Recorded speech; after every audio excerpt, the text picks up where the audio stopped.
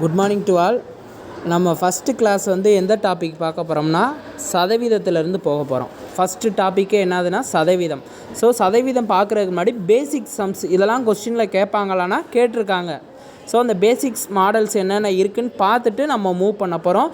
School book sums அதுமாதிரி previous year question எல்லாமே mix பண்ணி தான் கொடுப்பேன். உங்களுக்கு ஹோம்ஒர்க் சம்ஸு கண்டிப்பாக இருக்கும், அதை ஃபாலோ பண்ணணும்.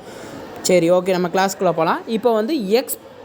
இப்போ ஒரு சதவீதத்தை நம்ம பின்னமாக மாற்றணும், இல்லைனா தசம எண்ணை சதவீதமாக மாற்றணும், இல்லைனா சதவீதத்தை பின்னமாக மாற்றணும், இல்லைனா சதவீதத்தை தசம எண்ணாக மாற்றணும். இது மாதிரி கான்செப்ட்லாம் இருக்குது சதவீதத்தில். ஸோ பேசிக்காக இப்போ ஒரு பர்சன்டேஜ், இப்படி 10% அப்படின்னுச்சுன்னா அதை எப்படி எழுதணும்னா 10/100. இது எல்லாத்துக்குமே தெரியும், தெரியலைனாலும் பார்த்துக்கோங்க. அதை தான் நான் இங்கே எழுதியிருக்கேன். எக்ஸுங்கிறது என்ன நம்பர்னாலும் இருக்கலாம்.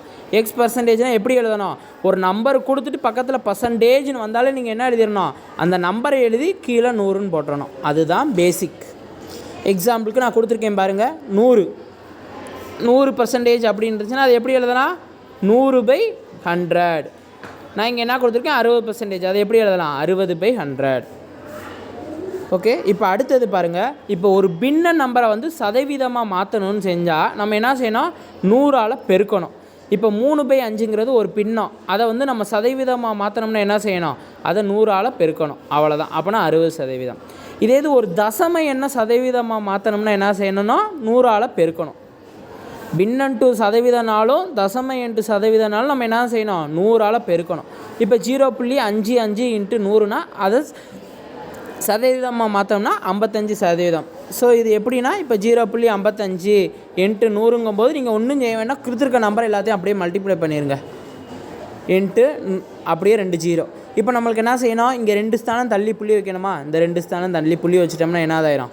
0.55. ஸோ நம்பருக்கு முன்னாடி 0 இருந்தால் அதுக்கு வேல்யூ கிடையாது. அப்போனா 55%. ஸோ இது என்னோடய மெத்தடு. நீங்கள் எப்படி பார்த்துருக்கீங்களோ அது மாதிரி பார்த்துக்கோங்க. நார்மலாக இதுதான் கான்செப்ட்டு. ஸோ அடுத்தது பாருங்கள், சதவீதத்தை பின்னமாக மாற்றணும். அப்போனா என்ன செய்யணும்னா 100ஆல் வகுக்கணும். சதவீதத்தை தசம எண்ணாக மாற்றணும், அதுவும் 100ஆல் வகுக்கணும். ஸோ எக்ஸாம்பிள் பாருங்கள், 40% நம்மளை என்ன சொல்லியிருக்காங்க? பின்னமாக மாற்ற சொல்லியிருக்காங்க. அப்போனா எப்படி எழுதணும்? 40/100. ஸோ இதுக்கு அடுத்து ஃபர்தர் அடி கொடுத்து போடலாம். நம்ம ஒரு பேசிக்காக இப்படி கொடுத்துருக்கேன். இப்போ இதே இது பாருங்கள், 43% தசம எண்ணாக மாற்றுக்க. அடுத்தது 43% தசம எண்ணாக மாற்றுக்க. அப்போனா என்ன செய்யணும்?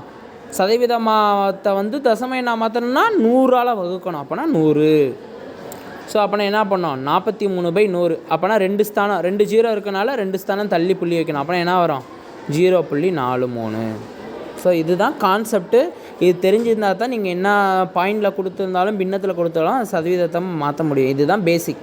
ஸோ இதே மாதிரி ஸ்கூல் புக்கில் உள்ள சம்ஸ் பார்த்துருவோம். இப்போ 0.5252 என்பதை சதவீதமாக மாற்றுக. அப்போனா அந்த 0.5252ங்கிறது ஒரு தசம எண். தசம எண்ணை சதவீதமாக மாற்றணும்னா என்ன செய்யணும்? 100ஆல் பெருக்கணும். அப்போனா இதை 100ஆல் பெருக்கணும் என்னதாயிரும்? 52.52. அடுத்தது பாருங்கள், 0.005 என்பதை சதவீதமாக மாற்றம் என்ன செய்யணும்? அதையும் 100ஆல் தான் பெருக்கணும். 100ஆல் பெருக்கினா 0.5%. அடுத்தது பாருங்கள், 0.07% என்பதை பின்னமாக மாற்றுக. ஒரு சதவீதத்தை பின்னமாக மாற்றணும்னா என்ன செஞ்சிடணும்? 100ஆல் வகுக்கணும். அப்புறம் இதை பார்த்தீங்கன்னா ஃபர்தராக நம்ம கேன்சலேஷன் பண்ணோம்னா 7/10,000 வரும். சார், இந்த இடத்துல 100ஆல் தானே நீங்கள் வகுக்கணும், எப்படி நீங்கள் இன்னொரு 100 போட்டுருந்தீங்கன்னா ஒன்றும் கிடையாது.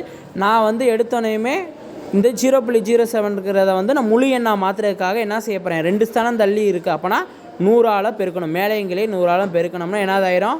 7/10,000 மாறிடும். ஸோ ஒரு புள்ளி நம்பரை புள்ளி வச்சுருக்க அந்த தசம எண்ணை நம்ம முழு எண்ணாக மாற்றணும்னா அந்த புள்ளிக்கு அடுத்து எத்தனை டிஜிட் இருக்குதுன்னு பாருங்கள். அதுக்கடுத்து ஏற்றாப்புல நம்ம மாற்றிக்கணும்.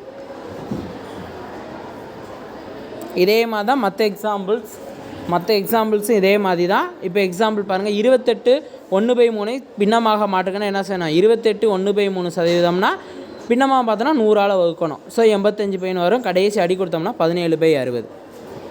அடுத்த சம்ஸ் பாருங்கள், 23/30 சதவீதமாக மாற்றுக்கன்னா சதவீதமாக மாற்றினாலே என்ன செய்யணும்? 100ஆல் பெருக்கணும். அப்போனா பெருக்கணும்னா என்னதாயிரம்? கடைசி 76 2/3. அடுத்து 142.5% தசமாக மாற்றுங்கன்னா அதுவும் என்ன செய்யணும், ஒரு தசம எண்ணை வந்து ஒரு சதவீதத்தை தசம எண்ணாக மாற்றணும்னா 100ஆல் வகுக்கணும். அப்போனா 1.425. ஸோ இதெல்லாம் ஹோம்ஒர்க் சம்ஸு. இதை ஸ்க்ரீன்ஷாட் எடுத்துக்கோங்க.